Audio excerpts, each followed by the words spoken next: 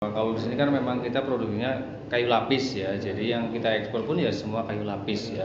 Juga kayu lapis pun ada grade-nya ya. Iya, kalau memang yang buat ekspor kan memang tergantung permintaan dari buyer itu sendiri ya, ataupun dari yang pesan ya dari luar negeri. Karena tiap negara pun pasti berbeda-beda grade-nya.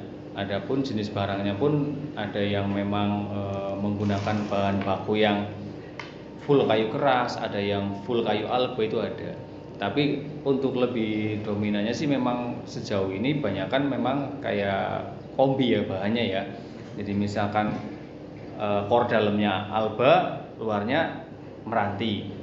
Kalau kayu meranti ya masih masuknya kategori kayu keras ya. Tapi memang hampir semuanya entah itu lokal ataupun ekspor kebanyakan menggunakan bahan baku meranti untuk fishbacknya ataupun lapisan kulit luarnya seperti itu. Karena nantinya pun di sana pun diolah lagi untuk menjadi berbagai furnitur ataupun kayak lapisan dinding ataupun vinil lantai ya, itu seperti itu. Apalagi di Korea sama di Amerika itu banyak kan buat seperti itu. Ada kemarin pun buat Itali juga ada. Kalau Itali memang ukurannya berbeda ya plywoodnya sama plywood pada umumnya di sini ya, karena panjangnya pun berbeda. Kalau dari komposisinya hampir sama, cuma dari lemnya itu agak beda antara Italia sama Amerika, itu biasanya yang beda.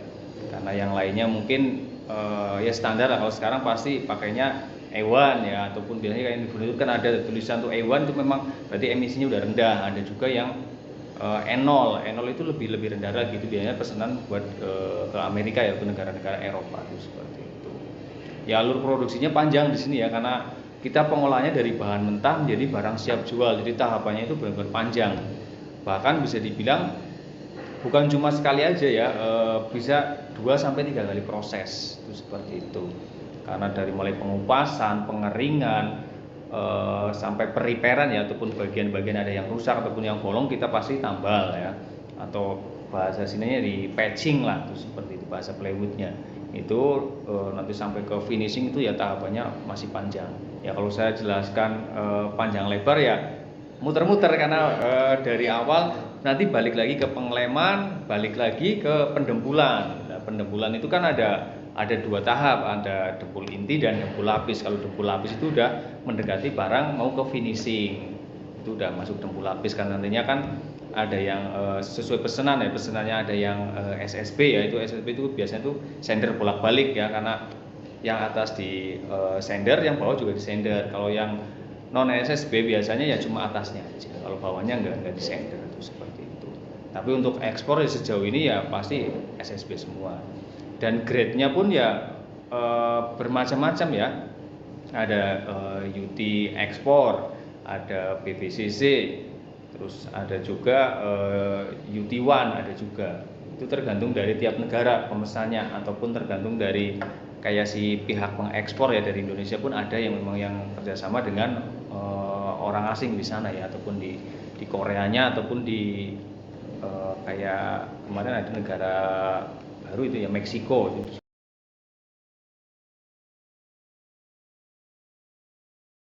Yang kita ekspor ya hampir lumayan banyak ya Mas ya. Mulai dari Malaysia, Singapura, terus Thailand ada juga.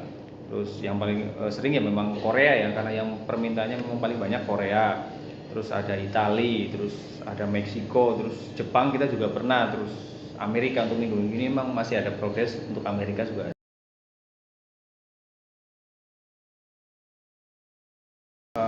Ada sebagian dari Banyumas, ada dari Jawa Barat ada juga, ada ya memang banyak kan tetap dari wilayah ke Banyumas, dan sebagian ya kalau memang untuk saat ini ya dari Jawa Barat ada juga seperti itu. Kecuali kayu meranti itu ya, kayu meranti memang adanya ya di Kalimantan, cuma ya kita pengambilannya tuh di Semarang.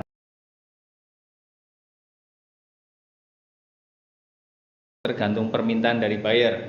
Ada yang memang permintaannya full kayu keras ya, biasanya tuh Amerika ya. Amerika memang biasanya permintaannya seperti itu, ada yang full kayu keras. Jadi memang kita diusahakan ya dari core ya, soft core, long core-nya itu yang lapisan dalamnya itu ya memang full kayu keras. sampai kulit luarnya itu ya, atau fishbacknya ya, itu ya juga kayu keras. Dan beratnya juga bukan kayak plywood pada umumnya di Indonesia, itu jauh lebih berat. Bahkan satu lembar plywood aja mungkin bisa antara 30 sampai 35 kilo itu ada. Ya, tergantung ketebalannya juga. Kan tiap kayu lapis tebalnya itu berbeda-beda. Karena di sini kita produksinya juga bervariasi ukurannya, dari mulai yang paling tipis sampai yang paling tebal. Pernah kita produksi paling tebal itu ukuran 24,5 lah, 24,5. Itu ya untuk dijual di Indonesia ya jarang sekali ya, karena permintaannya biasanya buat ekspor. Adapun di lokal pun biasanya buat kayak lapisan lantai kontainer itu ya, mungkin kalau tahu ya, ataupun kayak panggung-panggung di event-event besar biasanya seperti itu. Tapi untuk produksi sendiri di sini berarti bukan cuma mengekspor ya Pak? Ada lokal. Tapi dijual untuk lokal juga. Ada buat lokal ada. Ya kalau lokal bisa dibilang ya kota-kota besar di Indonesia ya banyak ya yang ngambil ke sini. Mulai dari seputaran Banyumas ya terutama ya ada juga, terus sampai dari Surabaya, Semarang, Magelang, Bandung sampai ke Jakarta ada juga.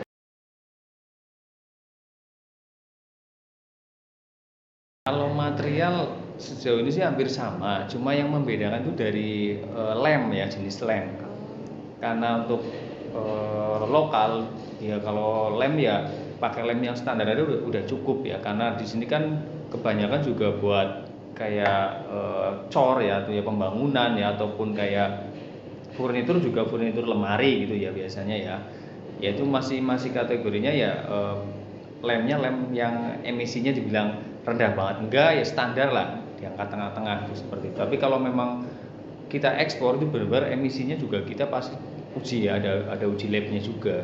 Jadi sejauh ini ya kita utamakan yang ekspor, walaupun ya kita berawal dari lokal ya pasti kita tidak mungkin melupakan orang-orang yang membantu kita pas kita di bawah ya, seperti itu. Jadi antara ekspor dan lokal ya kita harus bisa imbang lah itu, seperti itu. Walaupun yang kita prioritaskan ya ekspor dulu, karena ekspor kan kalau kita kerja ekspor semuanya pasti sudah terjadwal.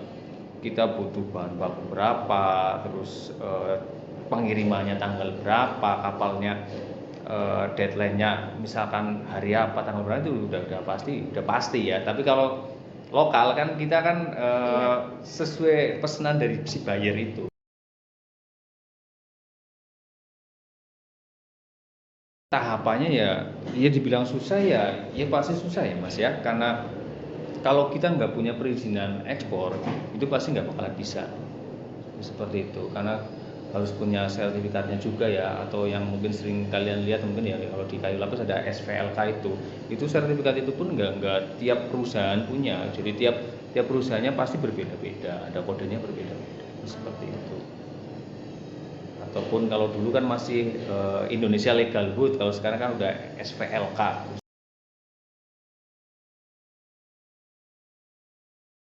Kalau buyer itu ada memang yang datang ke sini langsung, ada juga yang via apa ya di sini ya, kayak gradernya lah kalau bisa dibilang, gradernya ya, ataupun perusahaan yang menaungi biasanya jasa ekspor yang untuk dikirim ke sana ada juga tuh seperti itu.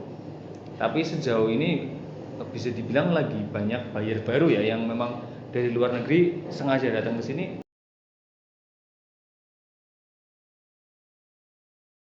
Kalau sejauh ini sih dari pihak buyer itu biasanya menugaskan salah satu gradernya ya di sini untuk inspek barangnya itu sesuai yang diinginkan apa enggak. Kalau memang enggak berarti kan masuknya jatuhnya ke downgrade ya, ataupun yang grade di bawahnya ya. Karena dia benar-benar harus barang-barang yang kualitas ya Mbak ya. Kayak misalkan barang dari finishing aja, misalkan udah masuk ke area grading ya, atau bagian packaging tuh sama gradernya itu disortir lagi. Kira-kira yang masuk mana, yang enggak mana, itu pasti disortir lah, itu pasti ada penugasan dari itu. Kalau memang udah masuk semua, biasanya kan di sini kayak grader kan bisa 2 sampai 3 hari tergantung dari pesanannya berapa kontainer tuh, seperti itu. Jadi benar-benar di grade ulang ya, walaupun di sini udah tahu standar grade-nya seperti apa, tapi tetap di grade ulang. Nah, setelah grade selesai baru di packing lagi. Packing setelah itu kan ada kayak orang dari jasa, tiap negara memang berbeda ya, ada dari jasa karantina ya yang menaungi untuk ekspor ke Amerika ataupun Italia, itu biasanya ada. Nah itu biasanya dikasih label juga, oh ini buat pengiriman ini. Terus nanti setelah itu kan biasanya kontainer datang ya, karena udah tahu jadwalnya dari bayarnya udah, oh iya ini kontainer ini hari ini datang, ya kita barang udah siapkan seperti itu. Setelah masuk kontainer ya kita kan lewatnya pelabuhan Semarang ya. Nah setelah dari sana mungkin kirim dari pihak gradernya biasanya kan udah langsung setelah inspek lapor ke bosnya juga di Semarang bahwa ini barang udah sampai pelabuhan siap berangkat ke luar negeri. Seperti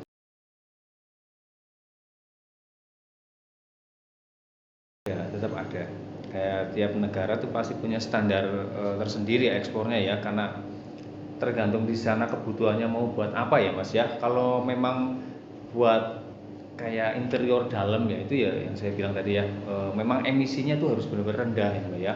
Kayak penggunaan lemnya pun nggak bisa sembarangan ya, nggak bisa kita pakai lem reguler terus misalkan itu buat interior dalam, itu harus yang benar-benar emisi rendah. Kalau emisi rendah tuh di mata tuh nggak pedih lemnya, mungkin di ruangan juga iya di ruangan nggak bau, itu seperti itu. Mungkin kalau yang pernah beli kayak lemari ataupun perabotan yang lain yang menggunakan plywood itu biasanya kan ada yang mungkin kayak baunya nggak enak ya, itu mungkin pakainya ya yang reguler ya. Tapi kalau pakai yang E1 atau E0 ya ataupun E0 itu pasti nggak bakal bau seperti itu. Jadi benar-benar dari emisinya benar-benar harus rendah, karena kita pengecekannya pun juga benar-benar detail ya. Begitu kita bikin sampel, dipotong-potong, kita uji lab ya, ada harus dicelupin di air bagaimana, tahan apa enggak, direbus juga, itu benar-benar harus lolos uji itu. Karena pengujiannya juga bukan cuma kita aja yang uji, bahkan dari pihak yang pembuat lemnya pun atau suplai bahan baku lem ya, resin namanya, itu juga di sana pun ngecek juga.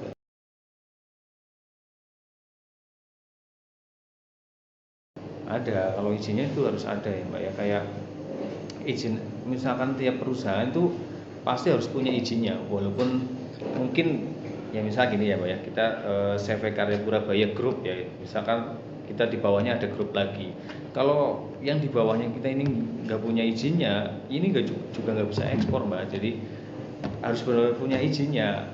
Izinnya pun juga bukan cuma izin di wilayah aja ya, bahkan ya sampai ke kabupaten, bahkan sampai ke provinsi juga, seperti sampai Semarang.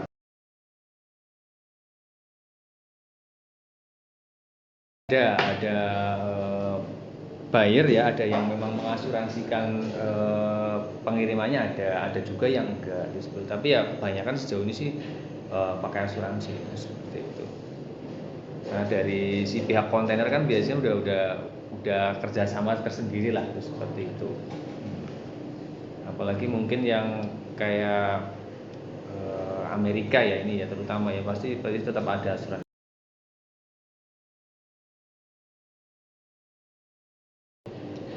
Tetap ada sih Mbak, kalau itu pasti ada, karena sejauh ini ya persaingan ya, mungkin kalau semua pabrik plywood mungkin bisa ya membuat plywood, tapi ya persaingan ya mungkin ada persaingan di kualitas ya sama harga mungkin ya, itu seperti apa lagi untuk saat ini ya, bisa dibilang ya kayak bahan baku ya harganya bisa dibilang ya naik turun ya, apalagi untuk di musim saat ini ya, kayak musim hujan kan bahan baku otomatis kan agak susah ya Mbak ya, otomatis juga dari supplier pasti harganya naik ya, itu ya juga salah satu yang menghambat jalannya produksi juga.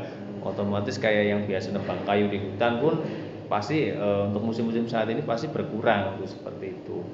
Kayak pengiriman yang mungkin ya dalam satu hari itu 30 rit ya ataupun 30 mobil itu ya mungkin bisa turun bahkan cuma 20 ataupun bahkan 22, itu pasti seperti itu.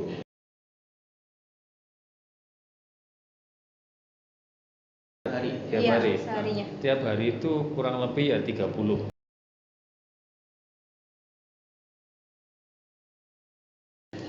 Ya awal mula kita nggak langsung ekspor ya Mbak ya, tetap kita jualan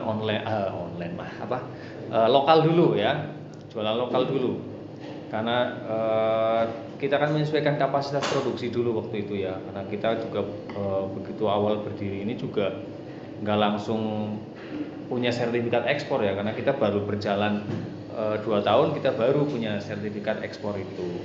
Jadi bisa dibilang ya prosesnya lumayan panjang ya. Ya banyak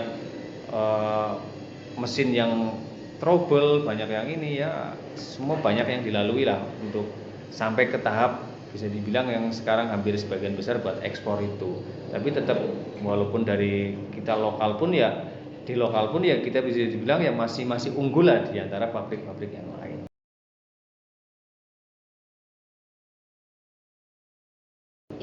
Ekspor di awal ekspor itu di tahun 2019 kita awal ekspor. Iya. Berarti 5 tahun yang lalu ya? Iya. Karena dulu kan awal berdiri CV Karya Purabaya ini kan tuh di tahun 2017. Kalau nggak salah 2017 apa 2016 ya dulu ya. Tapi dulu juga nggak langsung plywood sini ya Mbak ya, karena sejarahnya dulu kan cuma kupasan vinir terus berubah jadi perkor. Ya sempat ada musibah dulu ya, ada sempat kebakaran juga ada dulu ya, itu di tahun-tahun sekitar 2017 atau 2018 yang akhirnya terus kita beralih jadi plywood semua seperti itu. Ya sampai sekarang alhamdulillah. Ya dulu kecil Mbak ya, nggak sebesar atau seluas sekarang ini ya.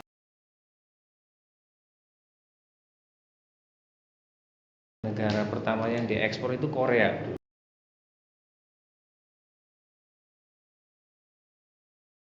Mungkin ya karena ada beberapa orang mungkin ya dulu ya memang mungkin relasinya ya sering main ke Kabupaten Banyumas terutama ya, terus di sini ada penjualan lokal yang produknya bagus, terus ya datang ke sini berkunjung, coba kalau produksi ekspor bisa apa enggak.